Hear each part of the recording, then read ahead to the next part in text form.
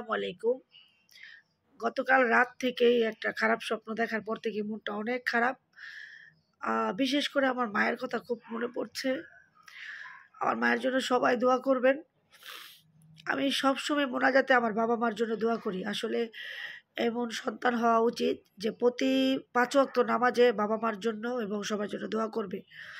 তো দিন শেষে একটা জিনিস বুঝতে পেরেছি, সেটা হলো আমাদের এই দুনিয়াতে বাবা-মা ছাড়া, স্বার্থ ছাড়া কেউ আপনার পাশে থাকবে না।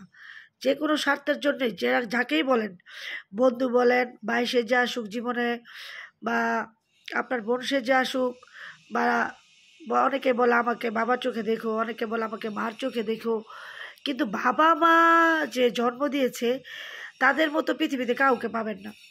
তো দিন শেষে এটাই বুঝতে পারলাম, যাদের জন্য জীবনে যা করেছি, যতটুকু করেছি, আমি কখনো কারো কাছ থেকে কোনো স্বার্থ নিইনি। আমি শুধু করেই গেছি।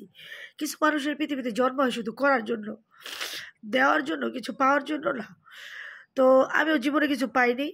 আল্লাহ তাআলা আমাকে অনেক কিছু দিছে, কিন্তু এই যে যে একটা পরিবার, যে নাকি মার মতো, মা মরে গেছে মার মতো ভালোবাসবে, খোঁজখবর নেবে, বাবার মতো মানে আদর করবে, বড় ভাই বা ছোট ভাইয়ের মতো খোঁজ খবর নেবে, বোনের মতো পাশে থাকবে, আসলে কারো মতো কেউ হয় না। জন্ম দেওয়া বাবা মার মতো পৃথিবীতে কেউ হয় না। আর যাই বলুন না কেন, যারা দেখবেন পরিবার ভালোবাসে, তাদের নসিবে তার পরিবার থাকে না। যেমন আমি দাদা দাদি নানা নানি কাউকে পাইনি। বাবা তো অনেক বছর আগে মারা গেছে, 24 বছর। আর আমার যে মা 3 বছর আগে মারা গেছে। তো মায়ের জায়গায় আমি চেয়েছি যে কোনো একজনকে জায়গা দিতে, যে দেখি একজন মহিলা বা কাউকে রাখলে সে আমাকে মায়ের মতো ভালোবাসে কিনা। এটা ভুল। আপনি যাই করেন না কেন, পৃথিবীতে এগুলা সম্ভব না।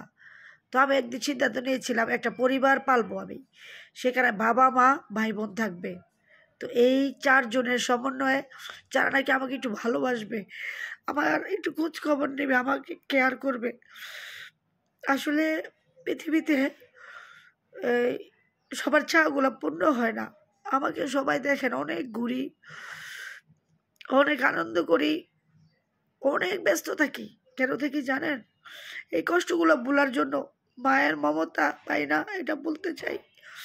বাবার আদর ভালোবাসা পাইনি, এটা বলতে চাই। একটা ভাই নাই যে খোঁজ খবর নেবে, পাশে থাকবে, মাথায় হাত দিবে।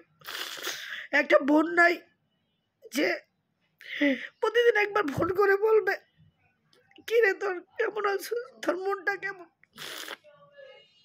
শরীরটা কেমন। তো মানুষের চাওয়া তো এতটুকুই থাকে। আমি খুবই চাওয়া ছিল একটা পরিবার থাকবে, না পেলাম শ্বশুর বাড়ির পরিবার, না নিজের পরিবার আছে। সব কিছু মিলিয়ে ছেলে আর মেয়েটাকে নিয়ে আমার জীবন, আমার সংসার। তো সবাই দোয়া করবেন আমার জন্য, আমিও সবার জন্য দোয়া করি। খুব মিস করি মা আমি তোমাকে। আমার মাটা, আমার মা আমাকে বলতো তুমি জীবনের সব কিছু পাইবা, আল্লাহ তোমাকে সব কিছু দিবে। আসলে মা তোমার দোয়া কবুল হয়েছে, সব কিছু পাইছি।